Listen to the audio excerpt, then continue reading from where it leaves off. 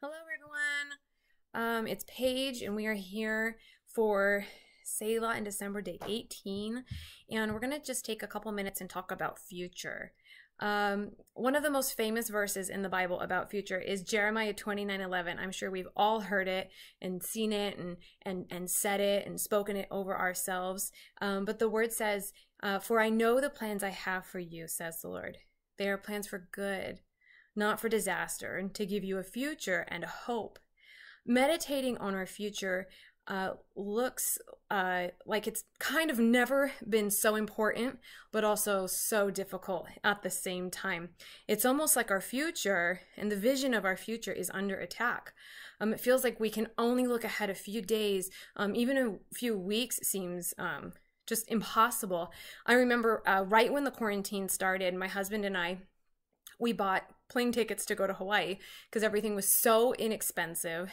It had only been like a few days of the shutdown, and we had planned the trip for a year in advance, thinking like, oh, of course, everything will be fine in a year. And we were a little naive. I think we were all a little bit naive to what was going to unfold over the coming months, and still we're facing it. But I think that we're all kind of struggling to sort of plan and look ahead to the future because we sort of assume, nothing's going to work out the way we think. But that's not what we're promised. We're promised a future, and a future that is filled with God's goodness and hope. The future that God promises is not one that we have to work out or we have to arrange or we have to coordinate or strive for, but the word says that he'll give it to us.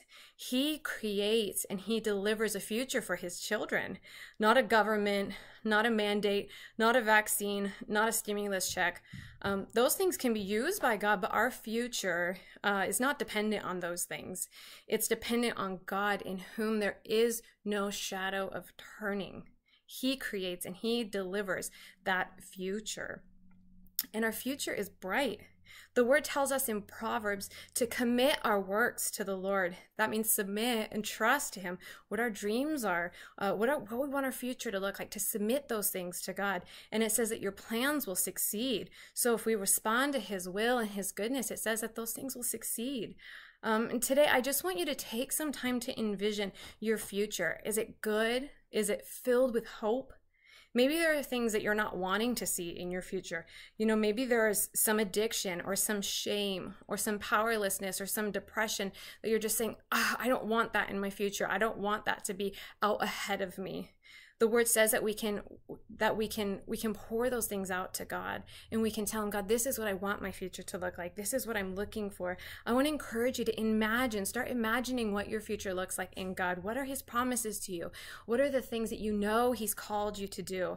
Our future as children of God is bright. Our future is bright, and the word says it's going to continue to grow brighter and brighter. And so I want you to just focus on a future that's according to God's promises, not what we see, not what we think might happen, but what his promises are to us.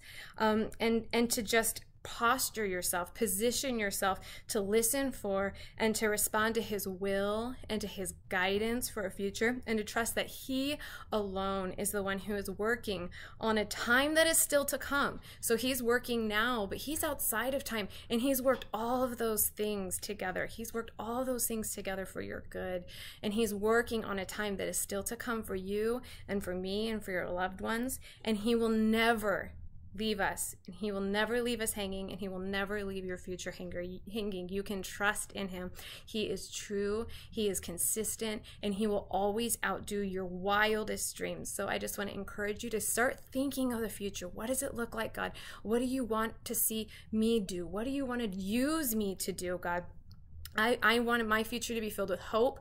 I want my future to be filled with kids who love Jesus. I want my future to be in a position where I'm impacting the world for the kingdom.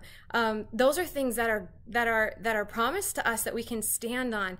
And God is so good to bring those things to pass. So I want to encourage you today to start imagining that future according to God's kingdom, his power, the miraculous, not in the things that we're seeing or what we think the future might look like in the natural, but allow God to illuminate a new future that's filled with hope, that's bright, and that he's promised to bring to pass. I love you guys. Have a great day.